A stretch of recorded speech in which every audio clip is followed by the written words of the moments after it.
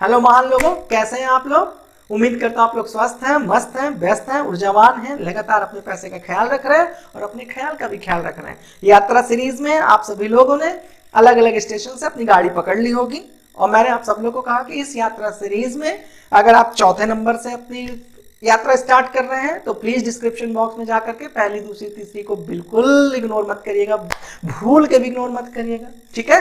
बाकी इस सीरीज को यहां से स्टार्ट करते हैं। आज जो अगली वाली क्लास हम लोग पढ़ रहे हैं वो इन्वर्टेड हैमर का फास्ट सीरीज पढ़ रहे हैं। यहां पे क्या हो रहा है कि जो गोल्डन रूल्स और जो फॉर्मूले हम लोग वहां पर ओरल पढ़ रहे थे उसी को मैं यहां डिस्प्ले करके और बेहतर तरीके से समझाता हूं, लेकिन यहां पर थोड़ा तेज चलता हूं, ठीक है ना।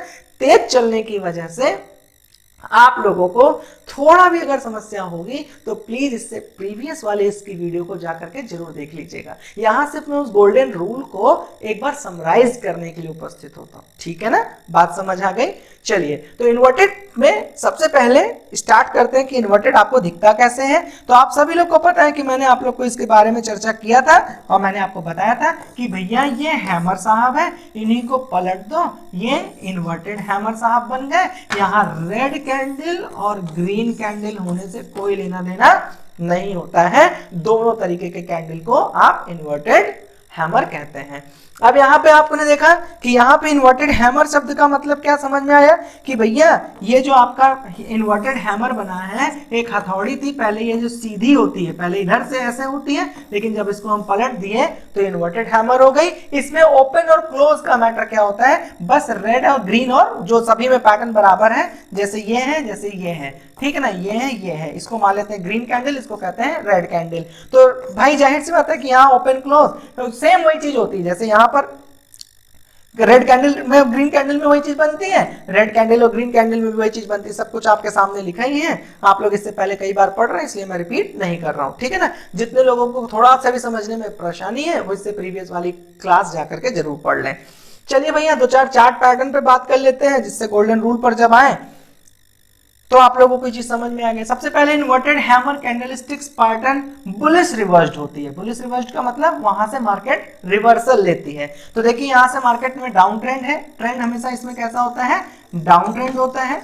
डाउन ट्रेंड के बाद आपको यहाँ पे एक बुलिश ठीक फॉर्म दिख रही है, जहां पे आपको कैसा दिख रहा है, इन्वर्टेड दिख रहा है, हैमर दिख रहा है, इन्वर्टेड हैमर दिख रहा है। यहाँ पर क्वेश्चन बनता है कि अगर रेड कैंडल होती, ग्रीन कैंडल होती तो क्या अर्थ होता है, इसका मुझे आप जाकर कमेंट बॉक्स में बताइएगा, इससे प्रीवियस क्लास में मैं पढ़ा चुका हूं। दूसरा क्वेश्चन मैं आप लोगों से पूछ रहा हूं कि मान लीजिए ये आपका जो कैंडल है ये अब आपकी रेड है, लेकिन इसके बाद में यहाँ पे ग्रीन कैंडल बनी है तो क्या होगा। अगर मान लीजिए यहाँ पे रेड कैंडल है और इसके जस्ट बगल में भी एक रेड कैंडल बन गई है तो क्या होगा, नीचे जाकर कमेंट बॉक्स में मुझे बता दीजिए, जिससे कि मैं ये समझ में आ जाऊं कि आप यहाँ पर अच्छी ईमानदारी के साथ पढ़ रहे हैं। यहाँ पे आपने इन्वर्टेड हैमर देखा, उसके बाद आपने ग्रीन कैंडल देखा, आपको एक सिग्नल बाय मिला और आपसे यहाँ पे एक फिर से अप ट्रेंड, एक रिवर्सल देखने को मिलता है, आप सभी लोग जानते हैं। फिर नेक्स्ट लेवल पर आ जाइए, share must be in down trend. हमेशा हैमर कहां पे बनता है, डाउन ट्रेंड के लिए बनता है। Before N inverted hammer candlestick pattern is formed, मतलब रिवर्सल होने से पहले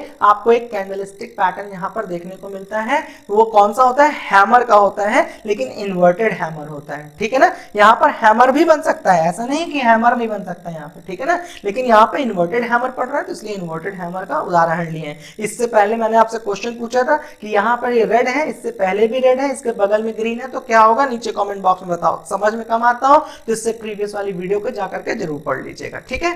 यहां पे आपको कहा गया एन इन्वर्टेड हैमर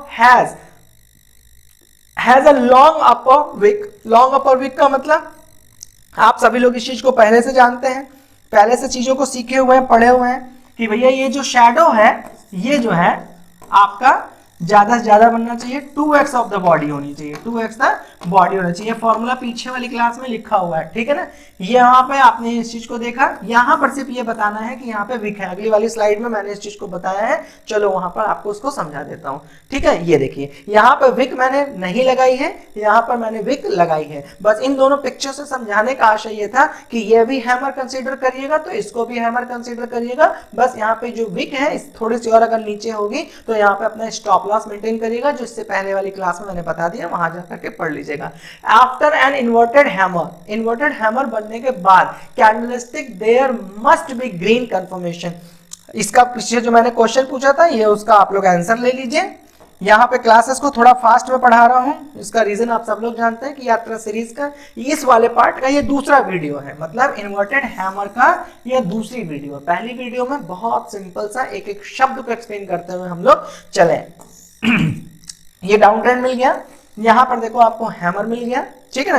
क्वेश्चन ये है, आपसे बोल रहा है कि hammer candlestick there must be green confirmation, मतलब एक हैमर यहाँ पे मिला तो यह भी ग्रीन थी, ये जो हैमर मिला ये कैसी थी, ग्रीन कलर की थी। उसके बाद एक कैंडल फॉर्म हुई, ये भी ग्रीन कलर की थी, ठीक है ना। तब यहाँ पर क्या होगा, तो यहाँ पर क्या होता है, रिवर्सल के लिए अच्छी पोजीशन बनती है, मतलब अपनी बाइंग पोजीशन बना सकते हैं रिवर्सल अप ट्रेंड के लिए, ठीक है ना।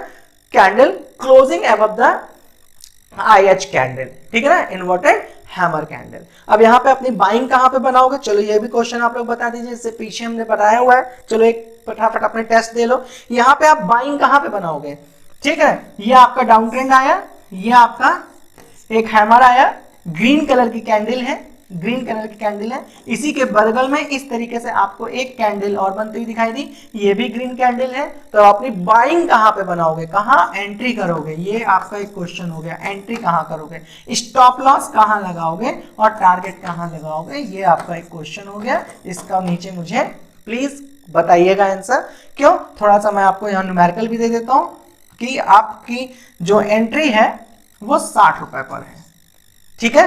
तो आप क्या कंडीशंस पे क्या क्या करोगे, मुझे नीचे कमेंट बॉक्स में जरूर बताइएगा, ठीक है।